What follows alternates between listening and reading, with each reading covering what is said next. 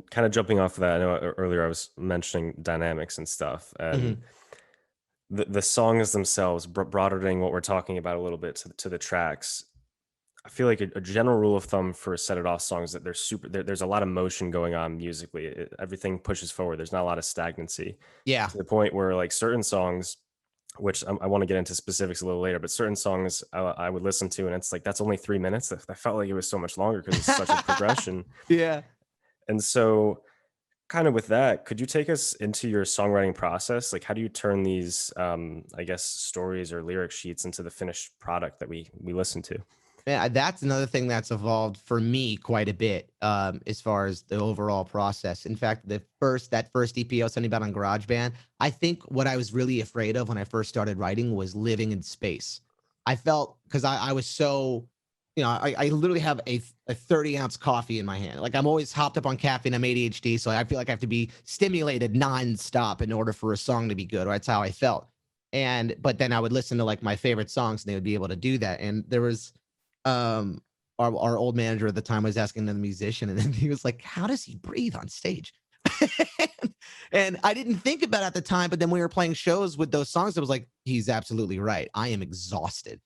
So that was one thing. I was like, okay, well, I need to be able to live in space more. And then like before duality happened, I went into this like research mode where like I was on YouTube looking up like round tables, and like which was like there's this really cool round table with like Sting and Justin Timberlake and Pharrell Williams. I think it's Pharrell Williams. Pharrell is what he's known as.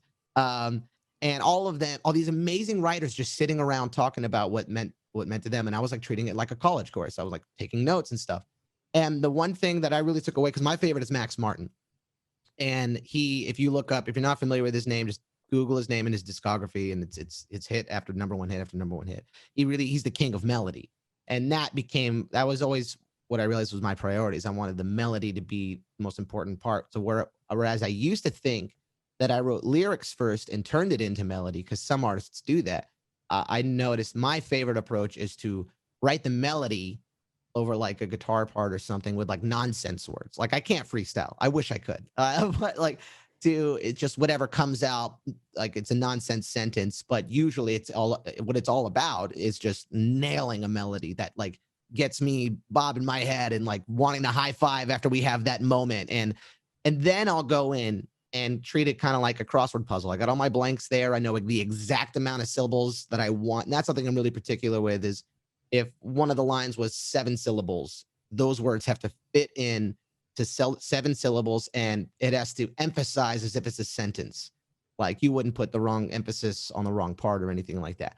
Um, but that's how I go about. I'm really meticulous about that sort of thing. But what's really important to me is over time, what I realized is because I love doing co-writes, I love working with other people and seeing how their brains work compared to mine and stuff like that. So when we're going back and forth on melodies, I don't care if it's mine or theirs, whatever makes us go, dude. Like that when you feel that genuine excitement moment and you have it recorded on the voice memo, it's easy to have that moment, get really excited, and then forget it for a second, and then move on and be like, oh, what if we wrote this part instead? Like, well, what about that moment we just had? We both loved that. And that's really what it comes down to with anything creative. If you love it, other people will love it. And that's always been what's most important to me is I want to really listen to all of our songs.